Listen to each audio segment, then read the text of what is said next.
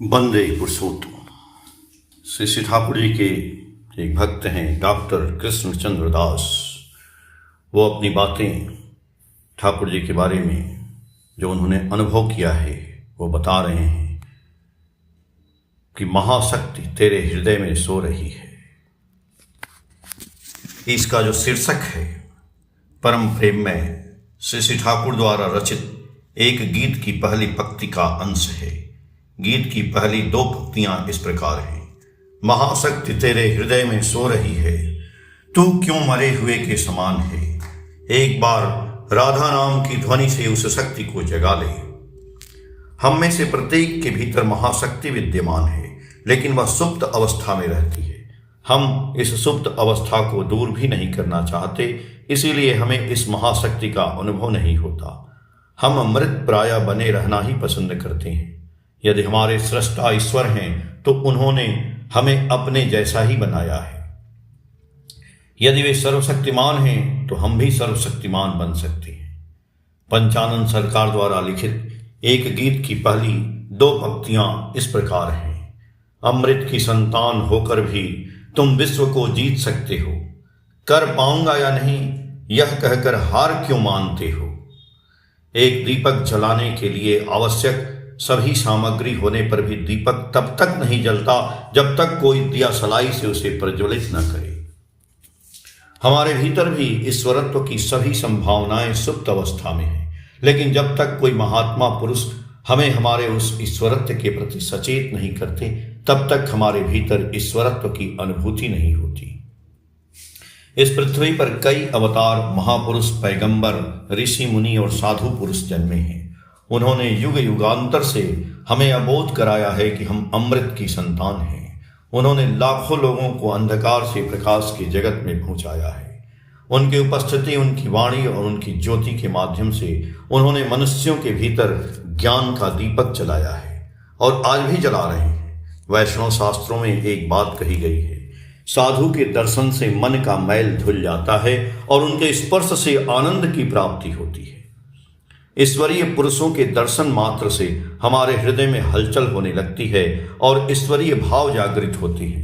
परम प्रेम में श्री श्री ठाकुर की भाषा में तब ऐसा कहने का मन करता है, हे प्रभु, मैं आपकी संतान हूँ, मुझे अब और जड़ता नहीं, मुझ में दुर्बलता नहीं है, मैं अब कायर नहीं हूँ। मैं अब आपको भूलकर नरक की ओर नहीं भागूंगा और आपकी ज्योति की ओर पीठ फेर कर अंधेरा अंधेरा कहकर नहीं चिल्लाऊंगा। जब हम श्री श्री ठाकुर के दर्शन करते थे, श्री श्री बड़दा और श्री श्री मेजदा के दर्शन करते थे, तब हमारे भीतर भी उनके जैसा बनने की तीव्र इच्छा जागती थी। आज भी जब हम श्री श्री आचार्य देव के दर्शन करते हैं और उनकी दो बातें सुनते हैं तो हम परमानंद से भर जाते हैं। तब हमारा मन कहता है कि जैसा आप कह रहे हैं वैसा ही बनने का प्रयास हम आज से ही शुरू करेंगे। वे हमारे भीतर की संभावनाओं के बंद दरवाजे क्षण भर में खोल देते हैं और हमारे अंतर्मन को प्रकाश से भर देते हैं। परम पुरुष के जीवन का अर्थ ही है ऐसे सैकड़ों, हजारों, लाखों पथभ्रष्ट मनुष्यों की दैवीय शक्ति को जागृत करने की कहानी है। मैं ऐसे ही कुछ कहानियों को बताने का प्रयास कर रहा हूँ। ये कहानियाँ शायद सभी को ज्ञात हैं, फिर भी मैं उसका पुनः स्मरण करा रहा हूँ। रत्नाकर डाकू से महर्षि वाल्मीकि बनना। हम सभी रत्नाकर डाकू की कहानी जानते हैं। अपने प्रारंभिक जीवन में वे डकैती करते थे, लोगों का सब कुछ लूट लेते थे और उनकी हत्या कर देते थे। उन्हें कभी इस बात का एहसास नहीं हुआ कि उनके भीतर एक महान कवि वाल्मीकि बनने की अपार शक्ति सुप्त अवस्था में थी। जब महर्षि नारद उनके सामने आए तो रत्नाकर ने उन्हें भी लूटने की कोशिश की। नारद मुनि ने बस उनसे एक सवाल पूछा, तुम जीवन भर जो ये पाप कर रहे हो, क्या तुमने कभी सोचा है कि इन पापों का भागीदार कौन बनेगा? रत्नाकर ने उत्तर दिया, जिनके भरण पोषण के लिए मैं यह काम करता हूँ वही इस पाप के भागीदार होंगे। नारद मुनि ने कहा, तो फिर घर जाकर अपने माता पिता, पत्नी और बच्चों से पूछ कर आओ। रत्नाकर ने नारद मुनि को एक पेड़ से बांध दिया और घर जाकर सभी से पूछा, लेकिन उनके परिवार का कोई भी सदस्य उनके पापों का भागीदार बनने को तैयार नहीं हुआ। नारद मुनि के दर्शन और इस घटना ने रत्नाकर के भीतर गहरा बदलाव ला दिया। पहली बार उन्हें अपने पापों का बोध हुआ और इस कलुषित जीवन से मुक्ति पाने के लिए वे नारद मुनि के चरणों में गिर पड़े। महापुरुष के सानिध्य में उनके भीतर ईश्वर की अनुभूति जागी। नारद मुनि ने उन्हें दीक्षा दी और राम नाम जपने को कहा। निरंतर जप और ध्यान के माध्यम से उन्होंने पुनर्जन्म लिया और महर्षि वाल्मीकि बन गए।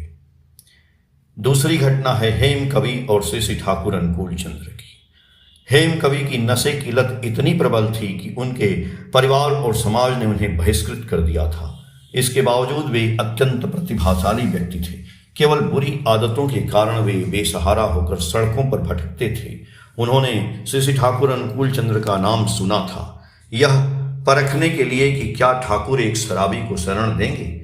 वे उनके पास गए। उन्होंने बिना किसी हिचकिचाहट के बता दिया कि वे शराब के बिना एक पल भी नहीं रह सकते। श्री श्री ठाकुर ने न तो उन्हें फटकारा और न ही उनसे घृणा की, बल्कि उन्हें आश्रय और स्नेह दिया और अपने असीम प्रेम से उन्हें सुधारने लगे।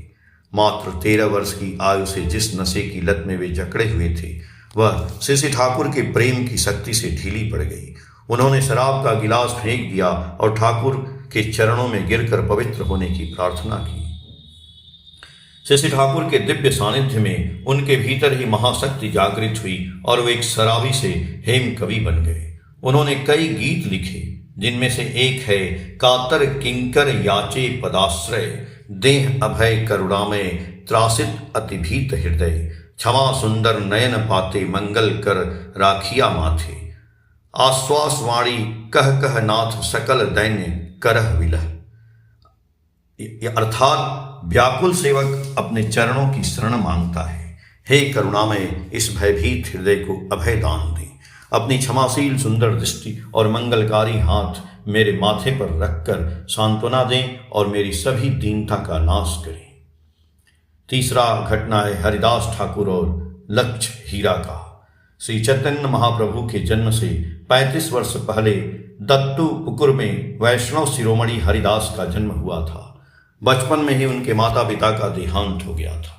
उनकी मां ने मृत्यु से पहले नन्हे हरिदास को हबीबुल्लाह काजी की पत्नी को सौंप दिया था।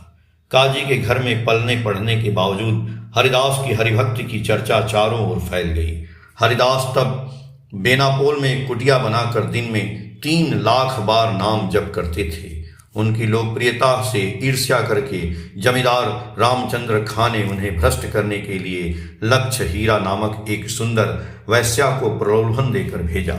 लक्ष्य हीरा कई रातों तक हरिदास के पास गई, लेकिन हरिदास की पवित्रता और उनके नाम जप के तीव्र प्रभाव के कारण वह उन्हें मोहित नहीं कर पाई। इसके विपरीत वह स्वयं उनकी भक्ति से प्रभावित हो गई।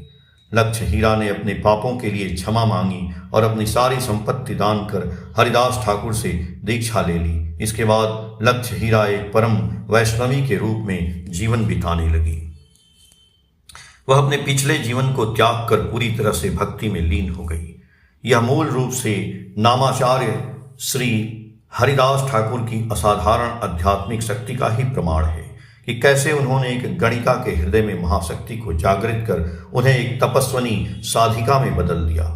परम प्रेम में श्री श्री ठाकुर की आयु उस समय 26 वर्ष थी। उनके पूरे शरीर से एक दिव्य आभा की लहरें फूट रही थीं। इसके अलावा वह एक यशस्वी और प्रतिभाशाली पुरुष थे। विशिष्ट लोग भी उनके सामने फीके पड़ जाते थे। वह एक जनप्रिय पुरुष थे। एक भ्रष्ट महिला और भद्र घर के कुछ युवक उनके प्रति आसक्ति के कारण मार्ग से भटक गए थे।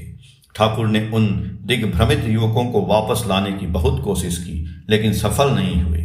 परंतु जब तक वह उन भटके हुए युवकों का उद्धार नहीं कर लेते, उन्हें शांति नहीं मिलने वाली थी।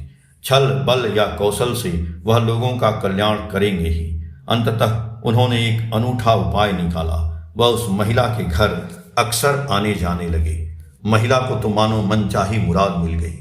ठाकुर की एक बात सुन लेने से ही उसका जीवन धन्य हो जाता, लेकिन वह योगेश्वर पुरुष के अभिप्राय को कैसे समझती? वह उनकी ओर आकर्षित हो गई।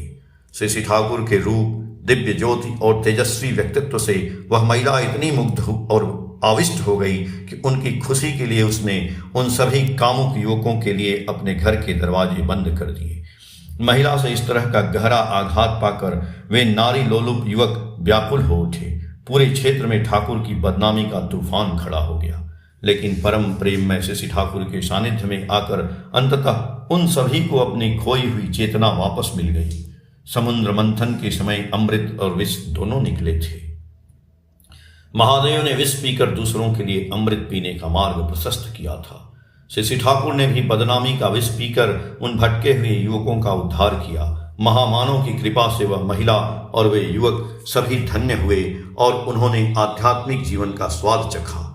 परम पुरुष के पुण्य स्पर्श से सभी के भीतर महाशक्ति का जागरण हुआ। जो लोग उनकी निंदा कर रहे थे उन्होंने ही अंत में उन्हें नीलकंठ की उपाधि देकर 10 दिशाओं को गुंजायमान कर दिया।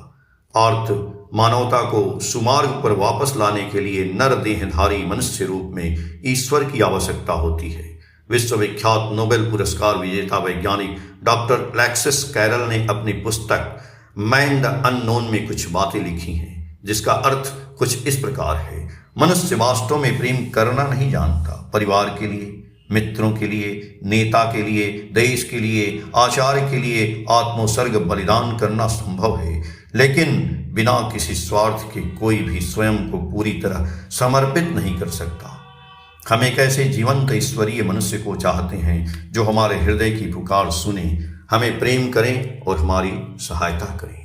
परम प्रेम में श्री ठाकुर अनुकूल चंद्र के रूप में न केवल बंगाल, न केवल भारत, बल्कि पूरे विश्व ने एक ऐसे ही नरदेहधारी भगवान को पाया। उन्होंने अपने दिव्य आभा केवल अपने जीवित काल तक ही सीमित नहीं रखी, बल्कि बाद में आचार्य परंपरा के माध्यम से विश्वासियों के हृदय में इस महाशक्ति को जगाने का प्रयास निरंतर जारी रखा है। श्री ठाकुर की एक वाणी है, दीन दयामय पुकार रहे हैं, अब भी तू जाग उठ, जीवन व्रत में समर्पित होकर इष्ट के पथ पर तेजी से चल। परम पिता के इस उदात्त आवाहन से प्रत्येक व्यक्ति के भीतर महाशक्ति जागृत हो, उनके श्री चरणों में यही प्रार्थना है। जय गुरु।